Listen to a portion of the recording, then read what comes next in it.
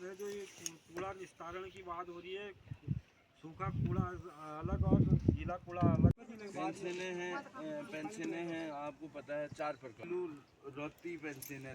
जय बली बुबू की दोस्तों, आप सभी बड़ों को मेरा सादर प्रणाम और छोटों को ढेर सारा आशीर्वाद।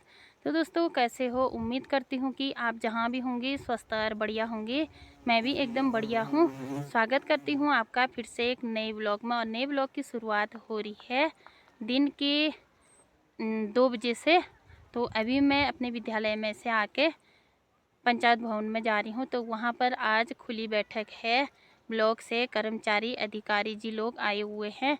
तो गांव में जो नए प्रधान बन चुके हैं, जो नियुक्त हो चुके हैं, तो उनका शपथ ग्रहण हो चुका है। तो आज खुली बैठक है यहाँ पर। तो आप लोगों को भी दिखाती हूँ। मैं अभी जा रही हूँ अपने विद्यालय में से आके। तो दीदी जी भी आ रही हैं पीछे से।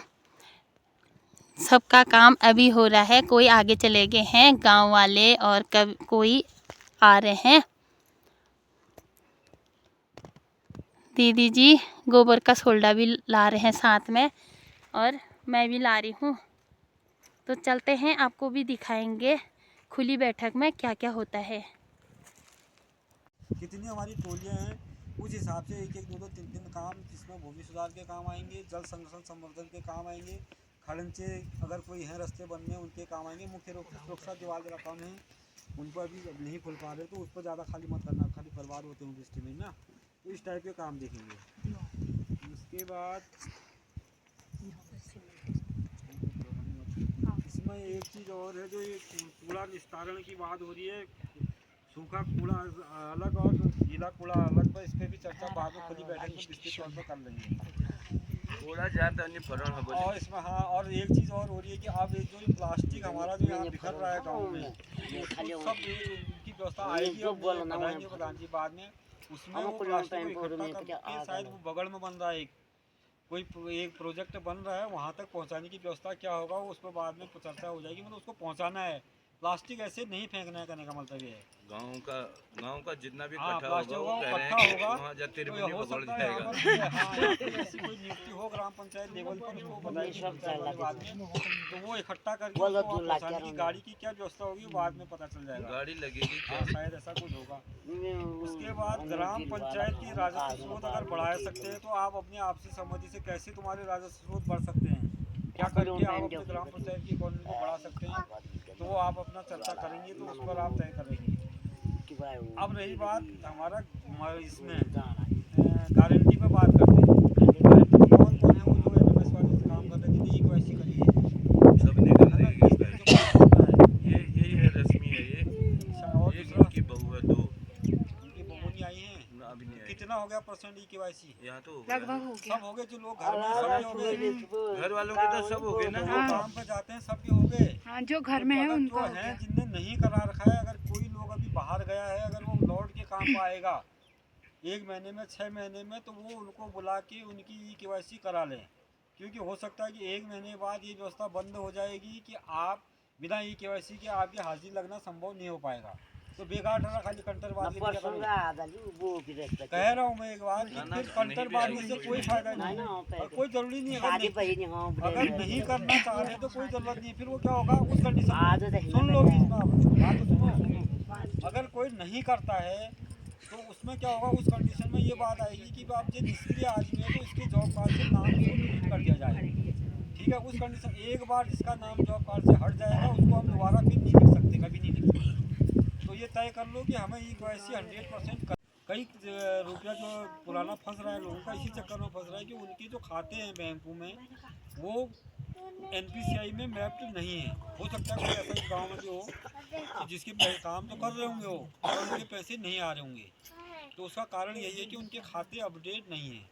तो नए आदमी कोशिश ये करे कि वो अपने खाते को अपडेट करा ले, वहाँ जाके अपना बायोमेट्रिक लगा ले, मतलब आधार कार्ड और पैन कार्ड में जाके वो सबसे पहले अपनी ई केवाईसी करा ले। कहने का मतलब है केवाईसी नहीं, ई केवाईसी, अपना बायोमेट्रिक अपडेट करना है, अपने जो तुम्हारे आँखों की पुतलियाँ हैं वो अपडेट करानी है, तभी वो पैसा पड़ेगा। नहीं तो क्योंकि पेमेंट सारी आधार से जा रही है, और पेमेंट का एक सिस्टम ये भी हो रहा है कि आपके पास खाते 3-4 हैं कई लोगों के पास, वो क्या कर रहे हैं, हमारे पैसे नहीं आ रहे, हमारे पैसे नहीं आ रहे, हमारे उनने देहरादून भी खोल रखा है, किसी ने हल्द्वानी खोल रहा है, किसी ने हो क्या रहा है कि आधार जिसको पकड़ता है सबसे पहले उसमें पैसा चले जाता है, वो पता नहीं चलता किस खाते में जाता है। आधार जिन जिन खाते में लगा वहाँ पेमेंट जा रहा होगा। ये तो हो गया तुम्हारा पृथक जॉब कार्ड बनाने की प्रक्रिया। अगर किसी को ऐसा है कि कोई आदमी अब ये बोल रहा है कि अब मैं नहीं कर सकता हूँ, तो उस कंडीशन में अगर वो कहे कि मेरे बहू का नाम ऐड होना है या मेरी लड़की का होना है, लड़के का होना है, तो उस कंडीशन में भी वो परिवार आश्रय की नकल तो देंगे ही देंगे, साथ में अपना पुराना जॉब कार्ड नंबर देंगे, शेष अपना खाता और आधार भी देंगे। ये तो जोड़ने की प्रक्रिया होगी। अब आएंगे काम पर। काम का सिस्टम जो है, अब हाजिरी आज तक क्या होता था, सबसे पहले आपने गारंटी देखी होगी जब 73 सब कई लोग होंगे इसमें जो 73 रुपये में जिसने काम किया होगा, उस समय क्या होता था कि काम हो जाते थे, उसके बाद एस्टीमेट बनते थे, उसके बाद तुम्हारा क्या होता है कि हाथ से मस्टॉल भरना होता था। तो हम क्या करते थे कि काम जो आया उसका मस्टॉल भर दिया तो उसको 73 रुपये का भुगतान हो जाता था। तो धीरे धीरे सब कुछ बदलते चले गया। तो आज हम यहाँ तक पहुँच गए कि जो हमारे काम पे जो लोग जाएंगे, जिनने आवेदन किया होगा, सबसे पहले तो वही लोग आवेदन कर रहे हैं जिनका जॉब कार्ड में नाम है और जो काम पे जाते हैं। इस व्यवस्था को पूरा बंद कर यहाँ चलता है ऐसी व्यवस्था कि भाई सासू ने आवेदन कर दिया, वारी चली गई, तो ये व्यवस्था एकदम बंद कर देनी है। वो लेगा ही नहीं क्योंकि KYC होनी है, वैसे भी नहीं लेगा। तो इससे बढ़िया ये कर लो कि भाई पंचायत का गठन भी नया नया है, हम भी यहाँ नए ही हैं, तो एक नई व्यवस्था के हिसाब से काम करते हैं। तो जिनका नाम रजिस्टर्ड है और जो काम पे साइट पे जा रहा है काम करने के लिए, वही आवेदन करेंगे। अगर वो आवेदन करेंगे तो जब आवेदन के बाद उनको जब काम आवंटित हो जाएगा, तो उसके बाद जो हमारे NMS के द्वारा हाजिरी भरी जाए, NMS का मतलब है मोबाइल से हाजिरी भरनी। जब मोबाइल से हाजिरी कौन भरेंगे वो तो तय यही भरेंगे जो भी भरेंगे, जो आपने रखे होंगे। हाँ, तो लगभग ये मान के चलो कि कम से कम नज़दीक में 2 वार्डों में एक आदमी हाजिरी, तो बाद में तय कर लेंगे कौन भरेंगे, यही भरेंगे। तो इनमें तो उसमें कम से कम काम का प्रावधान है 8 घंटे का। 8 घंटे काम करना है। इसका मतलब ये है कि हमने पहली हाजिरी भरनी है, अपना सुबह की जो हाजिरी बनेगी 8 बजे से लेकर 11 बजे तक हमको कार्यस्थल पर रहना है और काम करना है। हमारी सुबह की अटेंडेंस जो है, जो हाजिरी भरने वाले हमारे हाजिरी भरने वाले लोग होंगे वो आएंगे, वो आपकी हाजिरी सुबह के टाइम की लेंगे। उसके बाद दूसरी हाजिरी हमारे 6 घंटे बाद होती है, 1 बजे के बाद होगी। तो आपको इसका मतलब 6 घंटे बाद भी कार्यस्थल पर रहना है।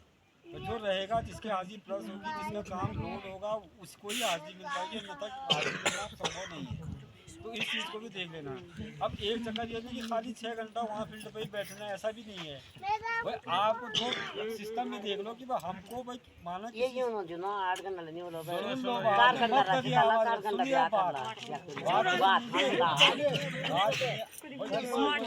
माना सुनो बात, किसी टोली में माना यह है कि भाई आप 10 आदमी काम कर रहे हैं, तो 10 आदमी काम कर, आपसे ये बोला जा रहा है कि आपको 10 लोगों को हम 10 दिन के लिए काम दे रहे हैं और आपको 100 मीटर काम करना है। तो आप प्रत्येक दिन 1 दिन 10 मीटर काम करेंगे 10 लोग। अगर आप 2 घंटे में वो 10 मीटर काम अपना पूरा कर लेते हैं, अपनी हाजिरी 6 घंटे बाद लगा लेते हैं, वैसा भी एक गाँव के अंदर आंतरिक व्यवस्था हो सकती है ना। भाई आपने अपना काम कर दिया, आप ठीक है साइड पे हाजिरी आपने भर दी, ऐसा भी चलेगा। पर हाजिरी मेड के ही द्वारा भरी जाएगी, NMS के द्वारा ही भरी जाएगी, ये तय है। जिसकी हाजिरी भरी जाएगी उसका पैसा आएगा, जिसकी नहीं भरी जाएगी वो छूट जाएगा। ये भी देखो, इसलिए अपने डॉक्यूमेंटों को आप क्लियर कर लें, KYC आप अपनी करा लें, अपने अकाउंट को आप अगर अपडेट नहीं है उनको अपडेट करा लें।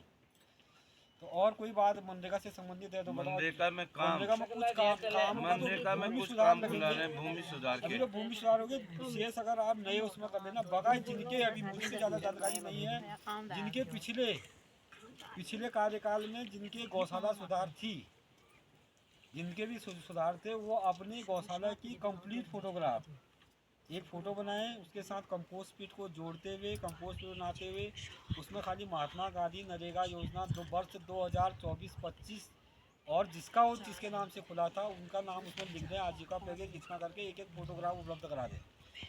एक चीज़ ये भी जितने भी पेंशनें हैं आपको पता है 4 प्रकार। रोती पेंशन है, तिल्लू रोतेली पेंशन, तिल्लू रोतेली मतलब जो मतलब थोड़ा अपंग जो रहा, थोड़ा लाट टाइप, वो 4 प्रकार की पेंशनें हैं। बाकी बैठक समाप्त होने के बाद यहाँ पर मिष्ठान हो रहा है। यहाँ पर डिब्बे भी तैयार हो रहे हैं। ये छोटा डब्बा इधर जो यार ये डब्बा बड़ा ना